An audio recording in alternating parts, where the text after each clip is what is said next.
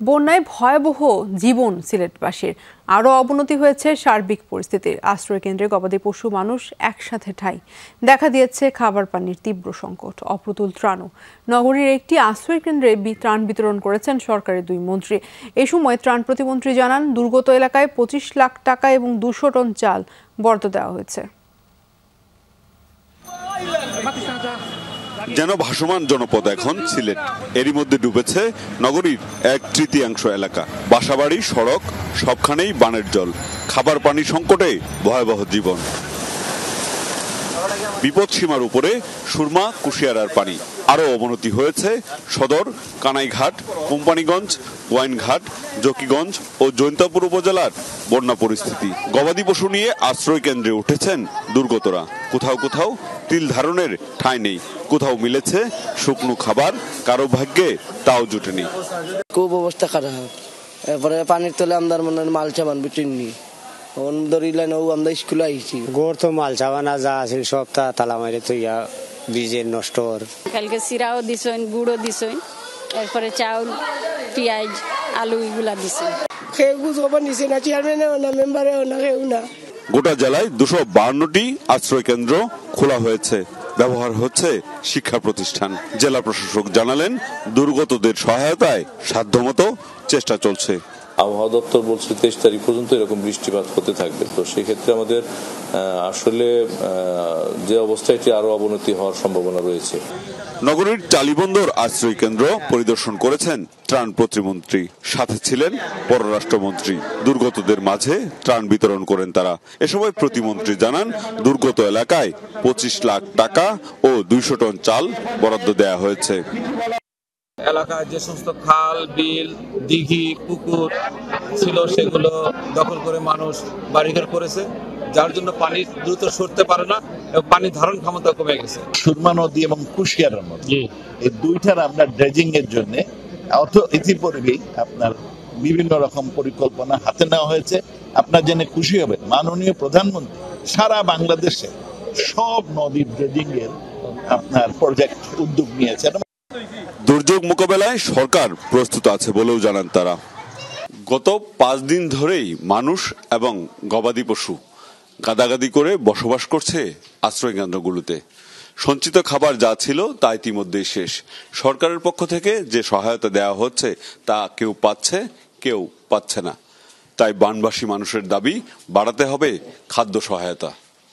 Mahbubur Rahman Ripon, Jamuna news, Sylhet. প্লাবন পরিস্থিতি খবর জানবো সহকর্মীদের কাছ থেকে। কোম্পানিগঞ্জে যেতে চাই মাহবুবুর রহমান রিপনের কাছে। রিপন, আপনার রিপোর্টে আমরা দেখছিলাম যে 252টি আশ্রয় কেন্দ্র খোলা হয়েছে গোটা এলাকায়। সেখানে গোটা জেলায় 252টির জায়গায় আপনি যে কয়টি আশ্রয় কেন্দ্র ঘুরেছেন কোম্পানিগঞ্জে, কেমন দেখলেন সেখানে থাকার ব্যবস্থা, ত্রাণ ব্যবস্থা কতটা পর্যাপ্ত মনে হচ্ছে?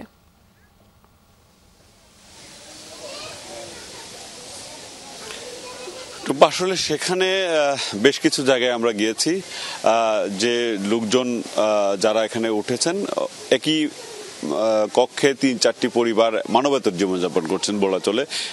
দুর্বিষহ জীবন তাদের, কারণ নিজেদের কোনো প্রাইভেসি সেখানে নেই। আসলে এই বিপদের সময় কোনো রকম আশ্রয় নিয়েছেন তারা সেখানে।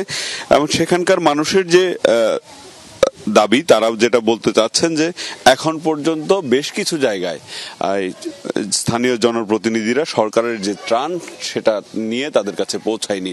এবং তারা যেটা বলতে চাচ্ছেন সেটা স্বজনপ্রীতি হচ্ছে, জনপ্রতিনিধিদের যেখান থেকে বেশি ভোট পেয়েছেন সেখানে তারা আগে ত্রাণ তৎপরতা চালাচ্ছেন, এরকম অভিযোগও কিন্তু আমরা পেয়েছি। সব মিলে কিছু কিছু জায়গায় আবার শুকনো খাবার, চিড়া, গুড় এসব বিতরণের খবর পেয়েছি এরকম।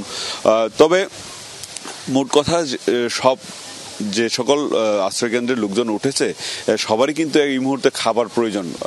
কারণ আপনি জানেন, আজ 3-4 দিন 5 দিন হয়ে গেছে অনেকে রয়েছেন, তাদের কিন্তু খাবার, সঞ্চিত খাবার শেষ হয়ে গেছে। এখন যদি সরকার তাদের সহায়তা না করে, সরকারের যে সহায়তা সেটা অপ্রতুল মনে হচ্ছে আমাদের কাছে, এবং তা না হলে সেটা পৌঁছাতে দেরি হচ্ছে। দুটি বিষয় হতে পারে।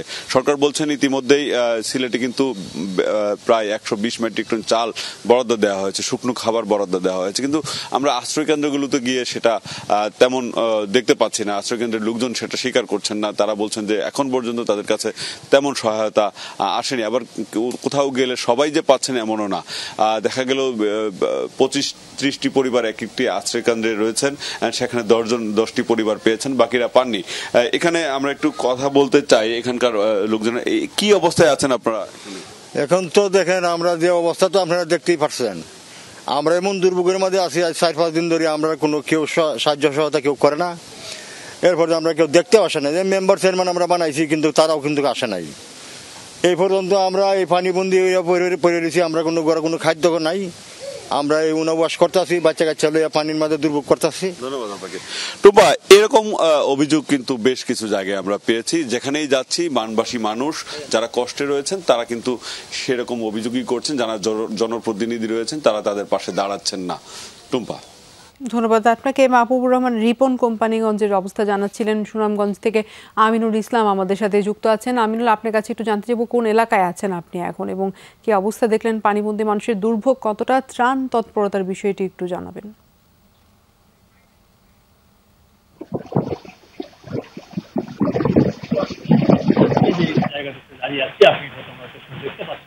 যে ছাতকের মানুষের একমাত্র যোগাযোগের মাধ্যম যে সড়কটি, সেটি আসলে পানিতে তলিয়ে গেছে এবং এখানে এই মুহূর্তে যে সড়কের যে যান চলাচল পরিস্থিতি রয়েছে সেটি কিন্তু কোনো রকমে চালিয়ে নেওয়ার মতো এই মুহূর্তে আসলে যারাই আতঙ্ক নিয়ে পার হচ্ছেন তারা এই ভয়টি করছেন যে কোনো মুহূর্তে আসলে সড়কটি ভেঙে যেতে পারে, কারণ প্রবল স্রোতে আসলে পানি ঢুকছে এবং এরই মধ্যে আসলে যারা যাতায়াত করছে আপনি দেখতে পাচ্ছেন ছোট ছোট হিউম্যান হলার এবং বাণিজ্যিক যেসব পরিবহন রয়েছে সেগুলো আসলে এই মুহূর্তে চলাচল করছে। এখন পর্যন্ত ত্রাণ তৎপরতা ব্যাপকভাবে আমরা দেখতে পাইনি।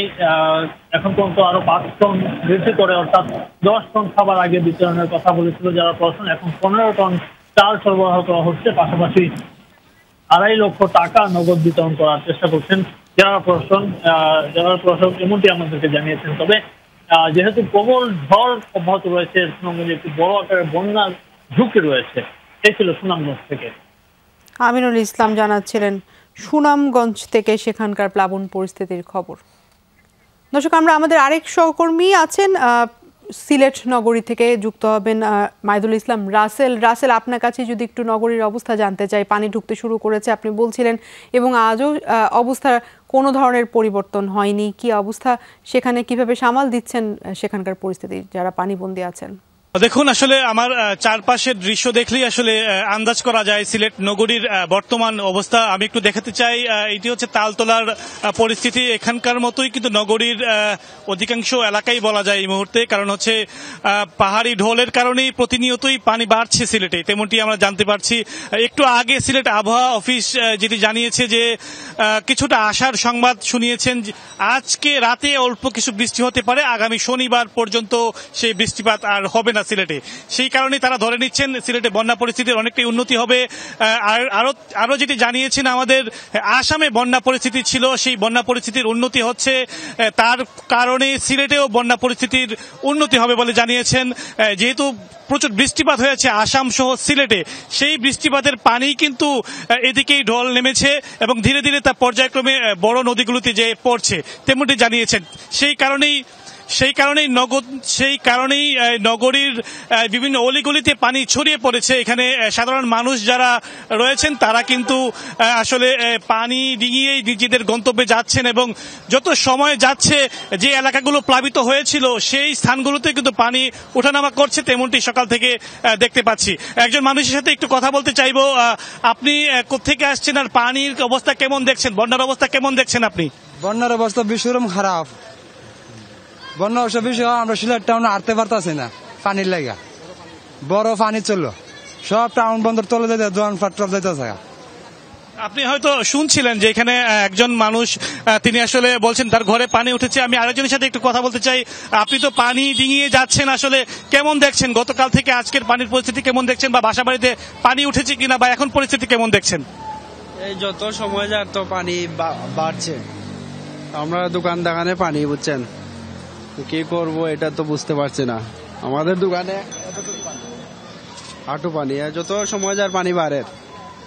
আপনি শুনছিলেন এখানে যারাই যাচ্ছেন এই পথ দিয়ে দু একজনের সাথে কথা বলছিলাম, তারা কিন্তু বলছেন যে আসলে পানি বাড়ছে এবং তারা আসলে বিপাকে রয়েছেন। আরো একজনের সাথে একটু কথা বলতে চাই। আপনাকে দেখছি অনেকক্ষণ থেকে পানিতে হাঁটাহাঁটি করছেন, আসলে কোত্থেকে আসছেন, পানি কেমন দেখছেন?